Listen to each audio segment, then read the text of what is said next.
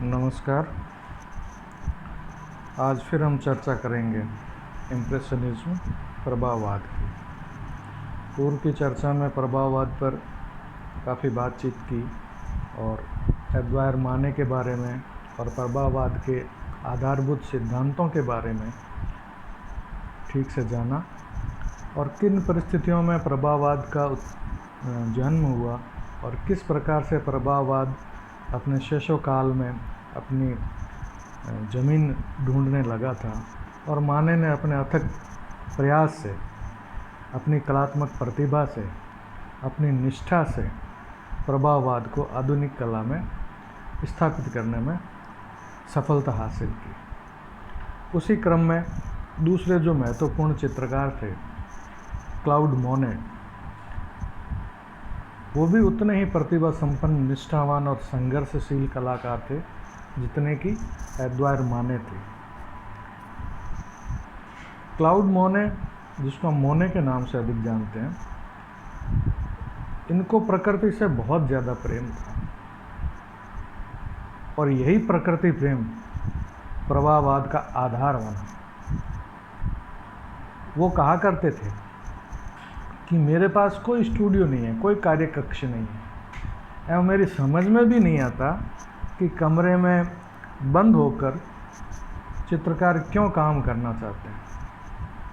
प्रकृति का इतना सुंदर परिदृश्य हमारे सामने है और प्रकृति में अथाह सौंदर्य सिमटा हुआ है, तो प्रकृति के सानिध्य में रहकर, प्रकृति की गोद में रहकर चित्रण किया जाए तो इसमें ज़्यादा आनंद भी प्राप्त होता है और सौंदर्य की प्रस्तुति भी होती है।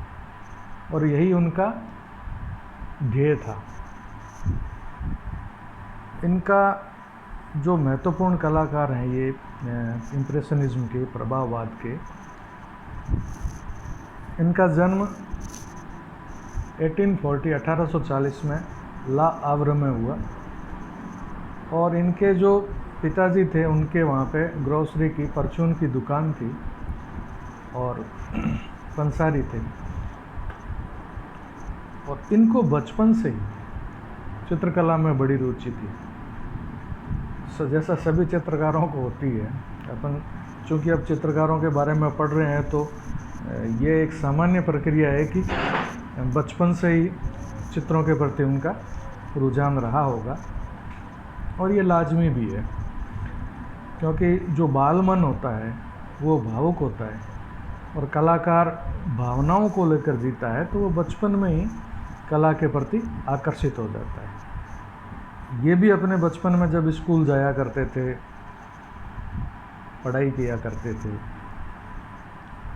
तो स्कूल की जो नोटबुक होती थी, कॉपी होती थी, उसमें वे चित्रांकन करते रहते थे और किया करते थे। आप लोगों में से बहुत से ये ऐसा काम करते रहे और कर रहे हैं कि जब पढ़ते पढ़ते बोर हो गए, न केवल क्लास में अभी तो घर में भी, जहाँ अध्ययन से बोर हो गए वहीं नोटबुक जो थी, कॉपी में थी, उसमें रेखांकन करना शुरू कर दिया, चित्र आकृति बनानी शुरू कर दी। तो ये एक सहज गुण चित्रकारों में होता है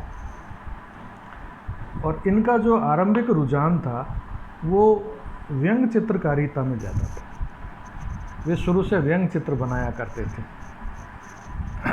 और 15-16 साल की अवस्था में तो अच्छे खासे वो व्यंग चित्र बनाने लग गए थे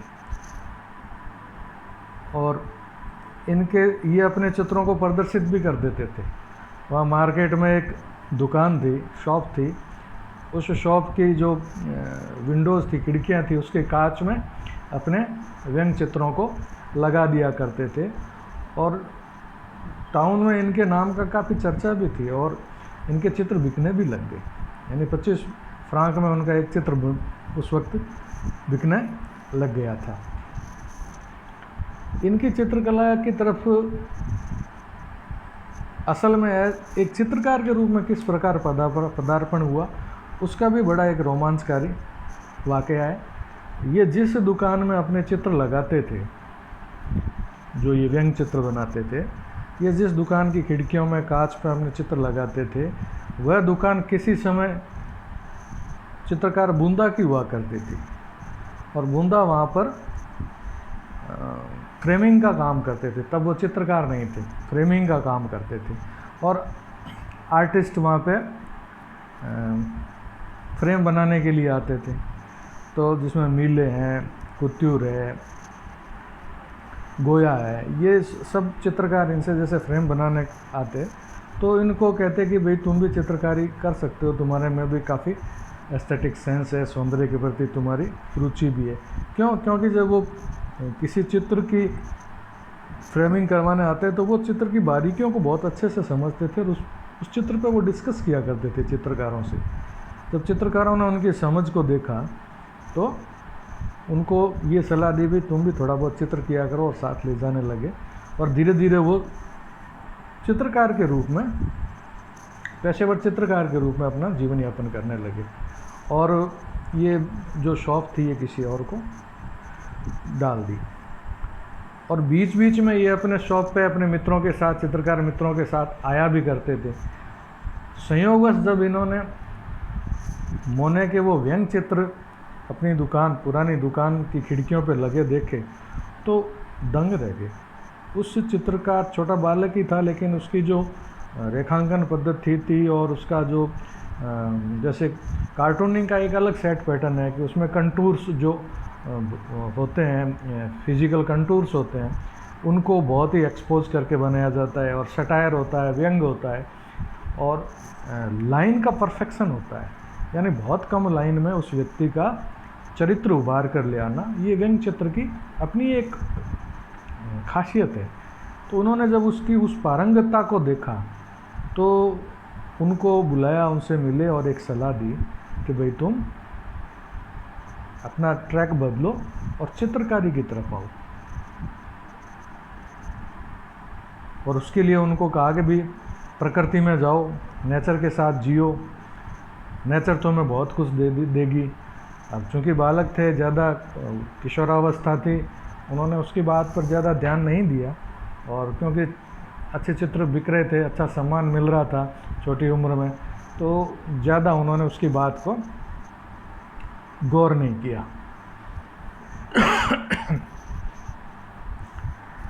ये प्रकृति की तरफ कब आकृष्ट हुए? जब ये 1859 में पेरिस गए। पेरिस में गए तो वहाँ जब उन्होंने वहाँ के चित्रकारों और कलाकृतियों को जब देखा और तो उनको प्रकृति के प्रति थोड़ा रुझान बढ़ने लगा। ये और 1861 में ये अल्जियर्स चले गए, सैनिक शिक्षा प्राप्त करने के लिए वहाँ भेज दिया गया। वहाँ जाकर सुंदर प्रकृति के रंग में रंग गए। अब वो घंटों प्रकृति के पास में बैठते और सूर्य की उगते हुए सूर्य की सुंदर किरणों में सौंदर्य को ढूंढते, कभी पेड़ों की पत्तियों में, कभी झिलमिलाती झील में। और वहाँ नौकाओं विचरण जो झीलों में हुआ करता था, उसकी कलरफुल जो नौकाएं थी, उनको देखकर वो बड़े आनंदित होते थे। अब उनको बूंदू की बात, चित्रकार बूंद की बात याद आने लगी कि वास्तव में प्रकृति के अंदर बहुत सौंदर्य सिमटा हुआ है। तो प्रकृति के साथ रहना, प्राकृतिक सौंदर्य का सूक्ष्म निरीक्षण करना, उसके साथ भावात्मक संबंध स्थापित करना, आह्लादित होना और फिर उस भाव को अपने चित्रों में उकेरना, ये सब उनको अब भाने लग गया था। यानी प्रकृति चित्रण में वो पूरी तरह रम गए थे। 1862 के अंदर ये वापस पेरिस आ गए। पेरिस आकर फिर वहाँ जो चित्रकार थे ग्लेयर, उनकी चित्रशाला में वो वहाँ पर दाखिला ले लिया, एडमिशन ले लिया आर्ट प्रैक्टिस के लिए, कला अध्ययन के लिए। अब वो वहाँ ग्लेयर में क्या होता था, ग्लेयर की जो स्टूडियो था, चित्रशाला थी, उसमें वो लाइव मॉडल बैठाते और उसकी स्टडी करवाते थे। यानी कि सामने मॉडल बैठा है, अब उस मॉडल को देखकर उसके पूरे लाइफ स्टडी, जैसे अपने पेपर चलता है ना स्टडी फ्रॉम लाइफ, तो पूर्ण व्यक्ति चित्रण का अध्ययन किया जाता था वह, जिसमें लाइट और शेडो का भी ध्यान दिया जाता था। लेकिन वहाँ तक ठीक था, लेकिन उसके साथ में ग्लेयर की तरफ से ये एक पाबंदी भी थी कि आप जो व्यक्ति चित्रण करोगे वो आदर्श रूप में होना चाहिए।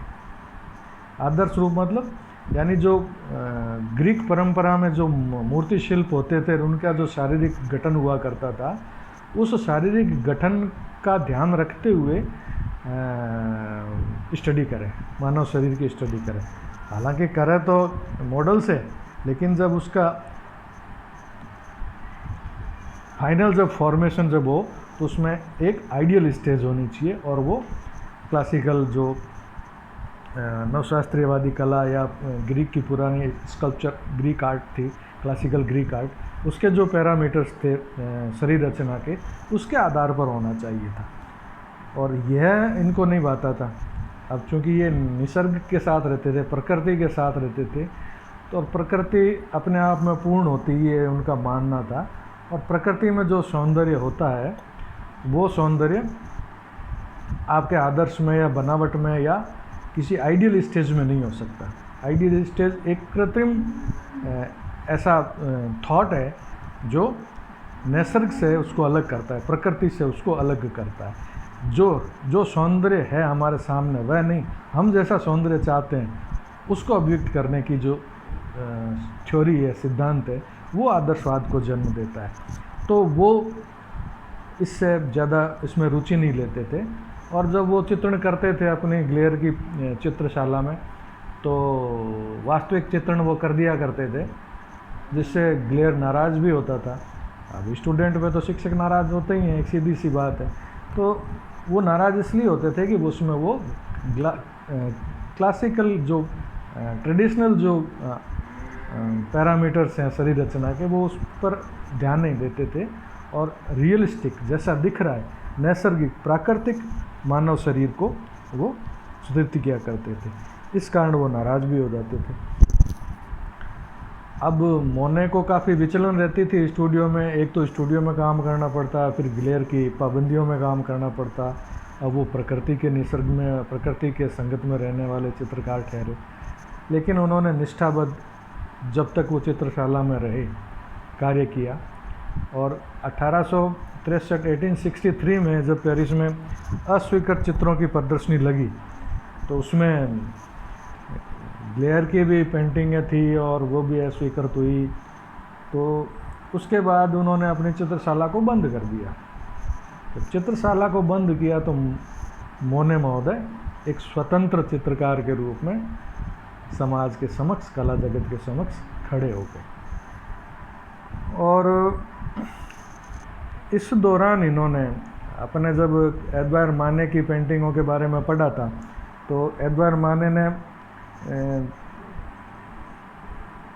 1862 के अंदर मार्टिने कला वीथिका यानी मार्टिने आर्ट गैलरी थी, उसके अंदर उन्होंने अपनी वो बांसुरी वाला और वो पेंटिंग्स लगाई थी, अपने चित्र प्रदर्शित किए थे।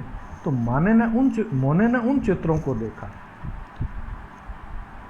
तो अचंभित रह गए, क्योंकि अब तक जो उन्होंने सीखा था ग्लेयर के पाठशाला में या चित्रशाला में सीखा था, या पेरिस गए, जहाँ भी गए उन्होंने जिन चित्रकारों के संपर्क में आए, क्योंकि वो ऐसा समय था जिसमें यथार्थवाद, रोमांसवाद और नवशास्त्रीवाद का मिश्रित चित्रण कार्य अलग अलग स्थानों पर होता रहा था। तो उन्होंने जब माने के चित्रों को देखा तो दंग रह गए, अचंभित रह गए, और उनको बड़ा आनंद आया जब उन्होंने पहली बार प्योर कलर स्कीम्स को, जैसा कि प्रभाववाद की एक खास विशेषता थी आगे जाकर बनी, जब उन्होंने प्योर कलर स्कीम को जब उन्होंने माने की पेंटिंग्स में देखा।